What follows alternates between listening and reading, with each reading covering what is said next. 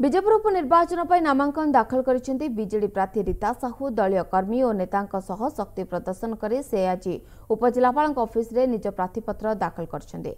एही अवसर में बीजेडी नेतांक सह आलोचना करिसेंती आम रिपोर्टर बलराम मिश्र। आसंतु सुनिबा सेमानक प्रतिक्रिया। बरगढ़ जिलार बहुचर्चित विजेपुर उपनिर्वाचन पर आज नामांकन पत्र दाखल प्रक्रिया आरंभ हो जाएगी। कांग्रेस प्रार्थी दिलीप पंडा निराडंबर भाव नामांकन पत्र पद्मपुर उपजिलापाल दाखल करते बर्तमान बीजेडी प्रार्थी रीता साहू निज दलीय कर्मी और नेतृवृंद सह बर्तमान उपजिलापाल कार्यालय पहुंची नामांकन पत्र दाखल प्रक्रिया जारी रखिंट। एने आम आसतु जो बीजेडी जो वरिष्ठ नेतृवृंद उपस्थित अच्छा प्रतिक्रिया बुझा कौन रही प्रतिक्रिया। आज पुणी थे यही निर्वाचन में पुणी थे बीजेडी पक्षर रीता साहू को प्रार्थी कराई। सर कौन कह विजु जनता दल प्रार्थी श्रीमती रीता साहू को विपुल परिमाण में भोट दे विजेपुरवासी निश्चित भाव में विश्वास निर्वाचित करेंगे ये विश्वास मोर रही किसी रहीबार नहीं। विजेपुरवासी विजु जनता दल को आशीर्वाद दे सारी जो थे माननीय मुख्यमंत्री निजे तदारख कर विजेपुर एवं विजेपुरवासी अलरेडी विजु जनता दल को आशीर्वाद देते से कहबार कौन अच्छी। राज्य सभापति माननीय मुख्यमंत्री रीता साहू को द्वितीय बार ये प्रार्थी कर विजेपुर आप जानते सब विजेपुर आप गला दिथर जाक विजेपुर आम दल को बहुत समर्थन मिली।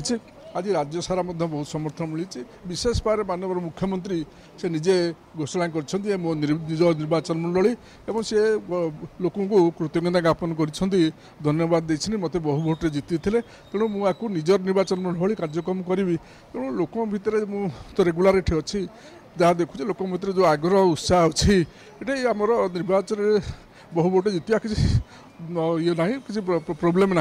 आज आमर जे कैंडिडेट अच्छा रीता साहू नॉमिनेशन करछन्ते आपण मान सब देखिथिबे विजेपुर रे लोक मानकर उत्साह आग्रह माननीय मुख्यमंत्री नवीन पटनायक जेते प्रकार डेवलपमेंट काम करछन्ते लोक माने विगत दिन रे प्रमाण करछन्ते बिजु जनता दल को सब समर्थन दे तेणु मोर आशा विश्वास अछि एथर मध्य रीता साहू निश्चिंत भाव में बहुत व्यवधान रे जितिबे।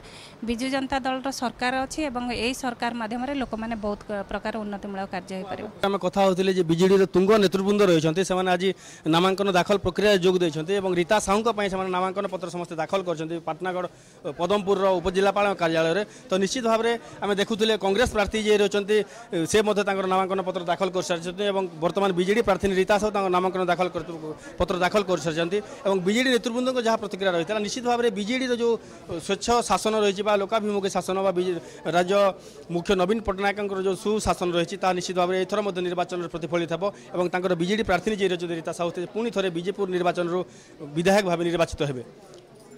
बरगढ़ जिला पदमपुर उपजिलापाल कार्यालय भवित चौहान बलराम मिश्र MBC न्यूज।